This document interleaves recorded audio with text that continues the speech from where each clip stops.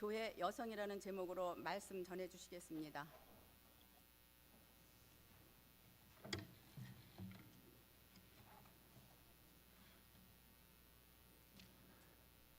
잠시 기도하시겠습니다.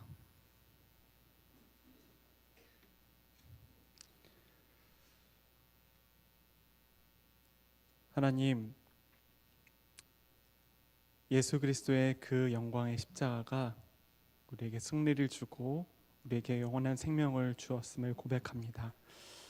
하나님, 우리가 주님을 아버지라 부를 수 있는 것도, 또한 이 자리에 모여서 주님께 예배드릴 수 있었던 것도 모든 것이 하나님의 사랑의 은혜임을 고백합니다.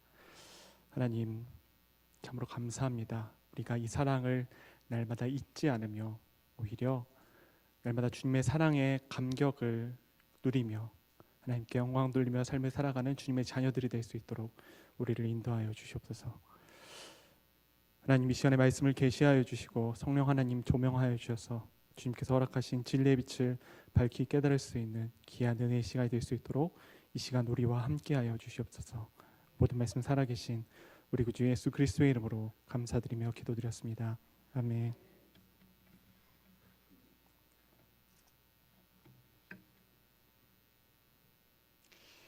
오늘 본문은 누가복음에서 예수님의 사역의 내용을 요약한 것이라고 이야기할 수 있습니다. 또한 예수님 앞으로의 사역이 펼쳐질 예수님의 사역을 선언하는 서두이기도 합니다.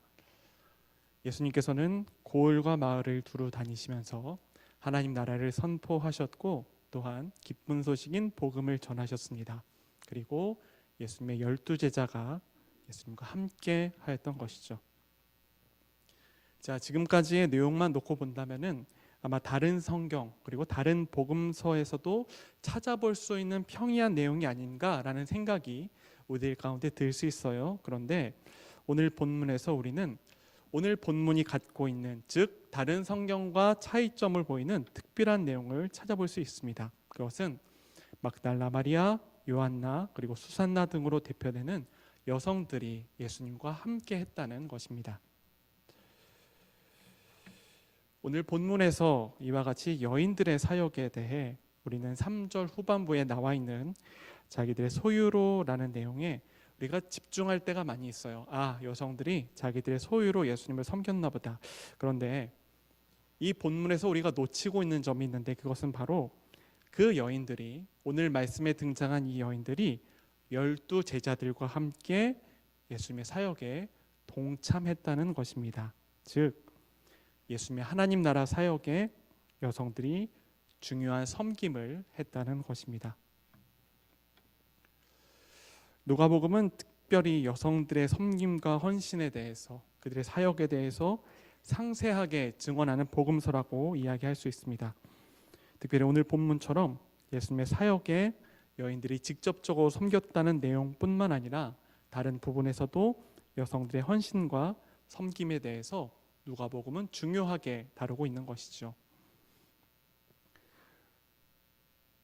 예수님께서 오실 길을 준비한 사람, 우리는 알고 있습니다. 누구죠? 세례 요한입니다.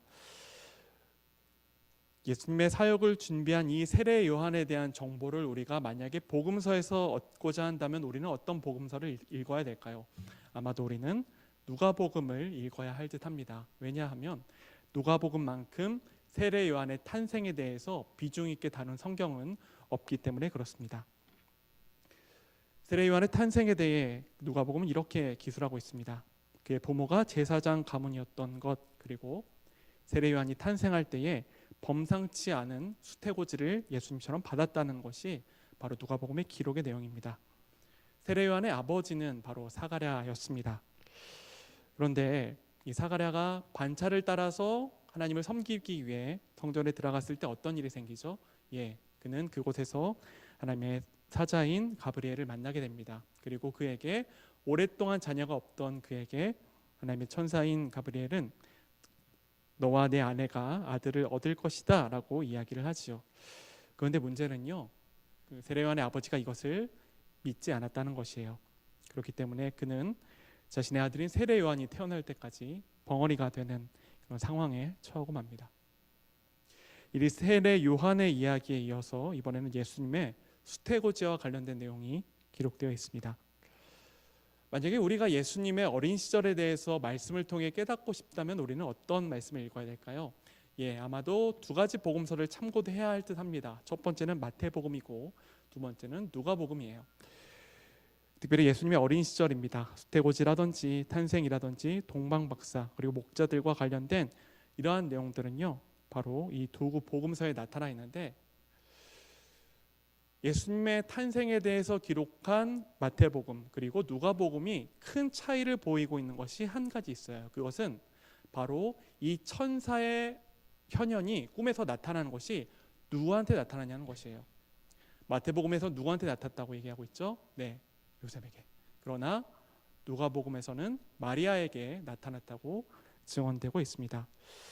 그런데 이러한 장면은 앞서서 세례요한의 아버지가 겪었던 일과 동일해 보입니다. 하지만 세례요한의 아버지가 보였던 입장과 예수님의 어머니였던 마리아가 보인 입장이 다른데, 세례요한의 아버지는 제사장이었지만 가브리엘의 말을 믿지 않았어요. 하지만 예수님의 어머니 마리아는 천사가 나타나서 내가 하나님의 아들인 예수를 낳을 것이다 라고 이야기했을 때 어떻게 대답했습니까? 주의 여종이오니 말씀대로 내게 이루어질 것입니다 라고 믿음으로 응답했다는 것이에요. 그리고 마리아는 다가라의 아내인 엘리사벳을 만나서 누가복음 1장 46절부터 55절까지 기록되어 있는 마리아의 찬가를 남겼습니다. 이와 같은 내용뿐만 아니라 누가복음 안에서 여성은 긍정적으로 기술되고 있습니다. 누가복음 15장에 등장한 되찾은 드라크마의 비유라든지, 그리고 누가복음 18장에 등장한 불의한 재판장에 맞서서 꾸준하게 자기의 권리를 되찾을 것을 주장한 과부의 비유라든지, 이러한 예수님의 비유에서 여성이 주체적인 경우가 상당히 누가복음에서는 많이 등장한다는 것이에요.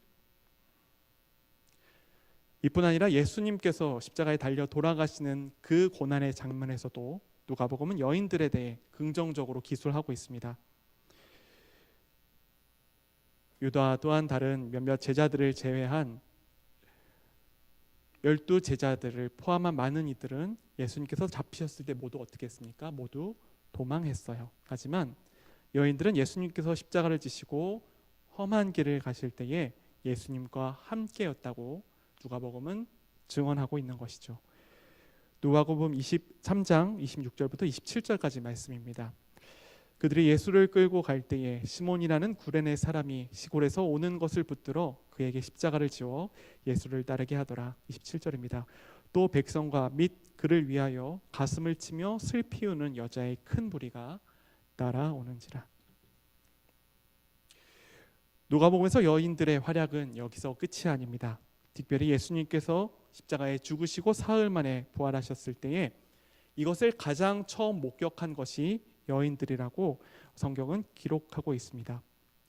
부활의 첫 목격자들이 여인들이라는 것에 대해서는 사복음서가 모두 동의하고 있어요. 하지만 누가복음에서는 이에서 한 걸음 더 나가 이렇게 증언하고 있습니다.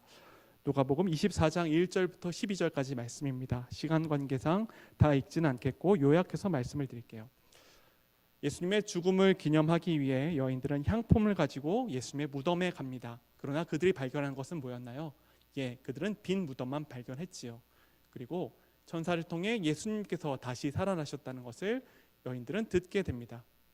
여인들이 이것을 듣고 예수님의 제자들, 특별히 사도들이 포함된 예수님의 제자들에게 다가와서 이 사실을 전했을 때에 사도들은 어떻게 반응했을까요?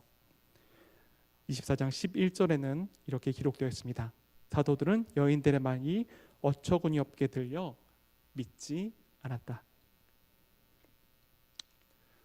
우리가 예수님의 부활을 증거하는, 변증하는 몇 가지 논리적인 증거들이 있어요. 그것 중에 하나가 바로 예수님의 부활의 최초 목격자가 여인들이라는 것이에요. 왜 이것이 예수님의 부활의 그 논리적인 증거가 되느냐 하면은 예수님 당시에 그 증거 능력을 갖고 있었던 사람은요, 여인들이 아니었어요. 여인들은 어떤 이야기를 해도 그 사건에 대해, 재판에 대해 그 증언이 증거로 채택되는 경우가 없었다는 것이에요. 그런데 이와 같은 상황에서 성경은 예수님의 부활을 최초로 목격한 것을 누구라고 이야기하고 있습니까? 여인들이라고 이야기하고 있어요. 이 얘기는 뭘까요? 만약에 예수님의 부활이 공교하게 만들어낸 이야기라고 한다면은 여인들이 예수님을 최초로 발견했다고 성경은 기술했을까요? 그렇지 않았을 것이에요. 훨씬 더 멋있게 예수님을 따라다녔던 11제자가 먼저 발견했다라고 이야기를 만들 수도 있겠죠. 하지만 성경은 이와 같은 태도를 취하지 않았습니다. 있는 그대로 여인들이 최초로 예수님의 부활을 목격했다고 증언하고 있는 것이죠. 그래서 오히려 이것이 예수님께서 부활하셨다는 논리적인 증거가 되는 것입니다. 이와 같은 몇몇 내용들로 봤을 때에 누가복음이 유독 여인들의 섬김과 활약상에 대해 그리고 많이 그리고 긍정적으로 증언하는 것처럼 보여요. 하지만 사실 성경을 찬찬히 읽어보신 분들이라면 알겠지만 하나님의 나라를 위해서 그리고 하나님 나라의 확장을 위한 공동체인 교회를 위해서도 여성들이 신실하고 성실하게 섬겼음을 성경 여러 곳에서 우리는 찾아낼 수 있는 것입니다. 빌립보 교회를 세운 루디아, 또한 빌립보 교회에 충성된 일꾼이었던 유오디아와 순두계, 또한 바울의 동역자인 아굴라의 아내인 브리스길라 등 성경은 여인들이 하나님 나라를 위해서 그리고 교회를 위해서 얼마나 열심히 섬겼는지에 대해서 증언하고 있다는 것이에요. 사실 오늘 본문 약 3절밖에 되지 않는 짧은 본문이지만 예수님께서 여인들도 다른 제자들처럼 함께 대하셨다는 이 내용과 그리고 교회 안에서 여성들이 헌신된 일꾼으로서 리더십을 보였다는 이 내용은요, 예수님 당시 사회에서는 굉장히 충격적인 내용이었을 것이라 쉽게 유추할 수 있습니다. 구약시대예요. 구약시대는 여인이 마치 남성의 하나의 소유물처럼 여겨지는 경우가 많았습니다. 이혼의 경우를 한번 생각해 보지요. 우리야 지금이야 이혼의 절차를 밟기 위해서는 서로 간에 합의가 있고 4주간의 조정 기간을 걸쳐서 이제 가정법원에 나와서 이제 최후의 변론을 통해 이혼이 이어지는 것을 알고 있는데, 구약 시대는 어땠나요? 남편이 아내에 대해서 나 저 사람 싫습니다라고 버리면은 이혼이 성립되는 그러한 사회였어요. 시간이 지나서 신약 시대 역시 여성의 지위와 대우에 대해서 별반 나아진 것이 솔직히 없었습니다. 바리새인들이 예수님을 시험하기 위해서 질문했던 내용이지만 여전히 여인들은요, 남성들이 원했을 때에 이혼 당할 수 있는 대상으로 보였던 것이죠. 또한 요한복음에서 가늠한 여인이 현장에 잡혔던 모습을 기억해 보실 때에 가늠한 여인은 현장에 있었으나 그러나 가늠한 남자는 그곳에 함께 있지 않았습니다. 예수님께서 사마리아 수가성 여인을 만났을 때 장면도 한번 떠올려 보셨으면 좋겠습니다. 예수님께서 수가성의 그 여인과 대화를 하시고 이후에 제자들이 와서 그 장면을 봤을 때에 제자들이 어떻게 생각하고 있다고 성경은 이야기하고 있습니까? 성경은 제자들이 예수님께서 여인과 대화하는 것을 이상히 여겼다고 기록하고 있어요. 당시에 특별히 유대인 남성은요, 여인들과 잘 이야기를 나누지 않았다고 합니다. 특별히 랍비라고 부르는 선생들은 더욱더 그리했고요. 이와 같은 상황 속에서 예수님께서 보여주신 여성들의 태도는요, 굉장히 충격적이었다고 이야기할 수 있습니다. 또한 예수님의 가르침을 따라 교제를 나누는 교회의 모습들, 남성과 여성의 차별이 없이 함께 하나님 안에서 교제를 나누는 이 교회의 모습은요, 교회 밖에 굉장히 획기적으로 여겨졌을 것이라 충분히 예상할 수 있습니다. 그러나 누군가에게는 이것이 획기적이고 충격적이었을지 몰라도 하나님이신 예수님 앞에서는 이 모든 것이 당연한 일이었어요. 하나님께서 인간을 창조하셨을 때를 떠올려 보셨으면 좋겠습니다. 시간적인 순서로는 남자가 먼저 창조가 된 것이 맞죠. 그런데 하나님께서 여자를 창조하실 때에 남자의 머리뼈도 아니고 발가락 뼈도 아니며 어떤 뼈였을까요? 갈비뼈를 취하셔서 여자를 창조하셨어요. 그것은 남자와 여자가 하나님 앞에서 동등함을 의미합니다. 또한 하나님께서는 여자를 남자를 섬기는 자로 결코 지으신 적이 없다는 것이에요. 오히려 성경은 여자가 남자의 돕는 배필이라고 증언하고 있습니다. 이것은 남자와 여자가 서로 상호 보완적인 관계에 있다는 것을 의미합니다. 이와 같이 아름다운 남자와 여자의 관계가 언제부터 어그러진 것일까요? 그것은 바로 인간의 죄, 아담이 하나님 앞에 범죄했을 그 이후부터 관계의 어그러짐을 찾을 수 있습니다. 남자와 여자가 서로를 향해서 사랑의 관계가 아니라 서로에 대해서 책임을 전가하는 안타까운 모습들. 그래서 결국에는 서로가 동등된 대우를 받지 못하며 육체적인 힘에 따라서 차별될 대우를 받을 수밖에 없는 인간의 역사들. 이러한 안타까운 상황 속에서 남자와 여자의 관계를 온전하게 회복시키신 분이 바로 우리 주 예수 그리스도시라는 것이죠. 예수님은요, 당시의 문화적인 눈으로 여인들을 판단하지 않으셨어요. 오히려 그들을 지으실 때 품으신 사랑의 눈입니다. 그들을 지으셨을 때 가지셨던 그 마음으로 여성들을 바라보신 것이죠. 예수님의 이와 같은 참된 사랑으로 인해 여인들은 예수님의 몸된 교회 안에서 사랑과 헌신의 주체로 교회를 위해서 섬길 수 있게 되었습니다. 그러나 예수님의 마음과는 달리 너무나 안타깝게도 현대 사회에서도, 그리고 어쩌면 우리 교회 안에서도 여전히 여성에 대한 차별과 부정적인 시각이 존재한다고 여겨집니다. 특별히 한국 사회처럼 유교적인 질서로 인해 교회 안에서도 이와 같은 문화가 받아들여져서 남녀 차별적인 모습이 한국 교회 안에서 보여질 때가 순간순간 어쩌면 많이 있는 것 같아요. 한국 사회에 뿌리 깊게 내려진 남녀 차별의 모습입니다.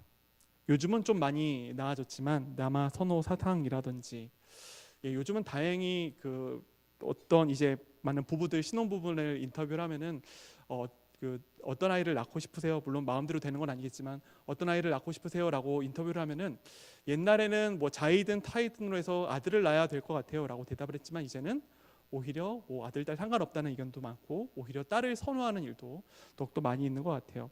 그래서 어떤 분들은 딸하고 아들 낳으면 뭐 금메달이다 뭐 그런 얘기도 하시는 분들 있고, 아들 둘이 있으면은 뭐 굉장히 힘들다 뭐 그런 얘기를 많이 하시는데, 저희 집은 아들이 둘이고 막 그렇긴 하지만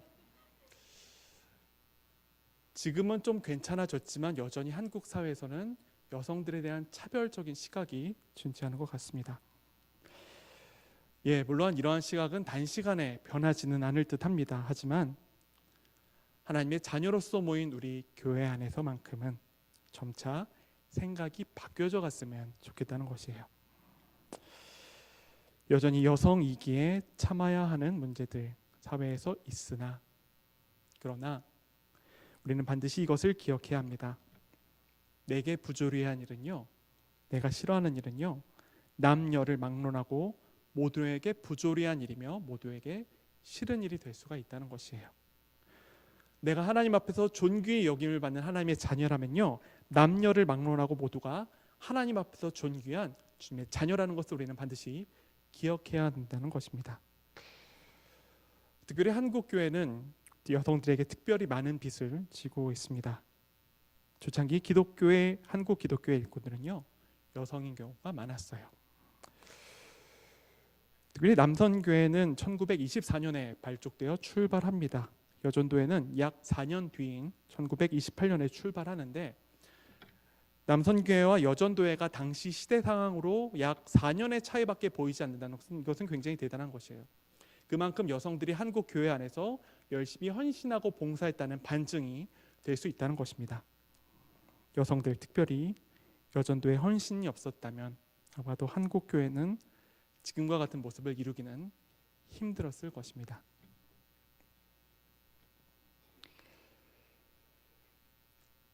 오늘 누가복음과 성경의 다른 내용들을 통해 우리는 예수님께서 여성들을 어떻게 대하셨으며, 그리고 교회 안에서 여성들이 어떻게 하나님 나라를 위해서 섬길 수 있었는지를 살펴보았습니다.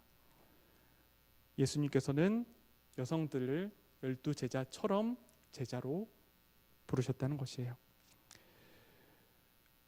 하나님께서는 남자와 여자를 창조하실 때에 서로 돕는 배필로 창조하셨습니다. 그렇기 때문에 머리뼈나 발가락 뼈가 아닌 갈빗대로 여성을 창조하신 것이죠. 하나님 앞에서 남녀의 차이는 분명히 존재합니다. 하나님께서 그렇게 지으셨기 때문이에요. 하지만 차별은 결코 존재하지 않는다는 것을 우리는 기억해야 합니다. 우리 모두 하나님 앞에 사랑받는 자녀이기 때문에 그렇습니다. 한국 사회입니다. 그리고 안타깝게도 우리 한국 교회입니다. 문화의 영향일지는 모르겠지만 어쩌면 우리 안에 있는 인간의 죄성 때문에 여전히 우리 사회 가운데 또한 우리를 둘러싸고 있는 환경 가운데에 남녀가 차별되는 그런 성향을 우리는 목도하고 있습니다. 남자와 여자를 지으신 하나님, 그리고 여성들도 동등하게 인격적인 대우를 보여주신 예수님께서 무엇을 기뻐하셨는지 한번 생각해 봤으면 좋겠다는 것이에요. 그리고 예수님의 마음을 누구보다도 더 잘 알았어요. 초대교회에서 여성을 어떻게 대했는지, 여성들이 어떻게 초대교회 안에서 일꾼으로 세움을 받을 수 있었는지 우리가 기억했으면 좋겠다는 것이죠. 이러한 말씀의 기억을 통해, 하나님의 사랑의 기억을 통해 이 땅의 올바른 사랑의 관계가 세워졌으면 좋겠습니다. 오늘 본문에 등장한 막달라 마리아와 그리고 헤롯의 청지기 아내인 여러 사람들, 이 사람들은요 한 가지 특징을 갖고 있었는데 신분의 차이는 있었으나 이것에 대한 차별은 서로 받지 않았다는 것이에요. 가장 낮은 계층이라고 이야기할 수 있는 막달라 마리아입니다. 남아있는 수산나와 요한나는 당시 아마 신분이 높았던 사람일 것이라 추정이 되는데, 이들 모두 신분 고하와 상관없이 예수님 앞에서 동등한 인격체로 대우를 받을 수 있었다는 것이에요. 교회 안에서도 이와 같은 사랑의 모습이 있어야 되지 않을까 생각합니다. 교회는 여성들의 헌신 없이 지금까지 발전할 수 없었습니다. 여성들의 헌신을 인정하며 기억하고 그 여성들에게 올바른 지혜와 사랑을 주는 공동체가 우리 한국교회가 되기를 소망합니다. 또한 우리 교회뿐만 아니라 주님을 믿는 모든 자들이 서로가 서로를 향해서 나와 다르다는 이유로 차별을 하는 것이 아니라, 내가 하나님의 사랑받는 자녀라면 내 옆에 있는 사람 역시 하나님의 사랑을 받는 자녀이기 때문에 동일한 모습으로, 사랑의 모습으로 서로를 품을 수 있는 공동체가 되기를 바란다는 것이죠. 그렇게 주님 앞에 우리가 주님께 받은 사랑을 기억하며 교회를 위해 헌신한 여성들을 인정할 뿐만 아니라 우리 역시 그들의 헌신을 기억하며 교회를 섬길 수 있는, 그래서 더욱더 아름다운 교회로 발전 성장할 수 있는 영남교회가 되기를 주님의 이름으로 간절히 바랍니다. 잠시 기도하시겠습니다. 하나님 감사합니다. 하나님, 사람을 남자와 여자로 창조하시고 그들을 각각 하나님의 형상을 따라 존재하게 하시며 또한 둘이 하나가 되어 가정을 이룰 수 있는 아름다운 규칙을 허락해 주시니 하나님 참으로 감사합니다. 주님, 그러나 인간의 죄악과 연약함으로 인해 나와 다르다는 이유로, 나보다 힘이 약하다는 이유로 다른 이성을 핍박했을 때가 많았음을 주님 이 시간에 회개합니다. 용서하여 주시고 이제 후로는 주님의 자녀인 우리가 먼저 옆에 있는 사람들을 사랑할 수 있는, 여성들을 올바로 사랑할 수 있는 주님의 자녀들이 될 수 있도록 한국교회와 우리 교회 가운데에 은혜를 더하여 주시옵소서. 모든 말씀 살아계신 우리 구주 예수 그리스도의 이름으로 감사드리며 기도드렸습니다. 아멘.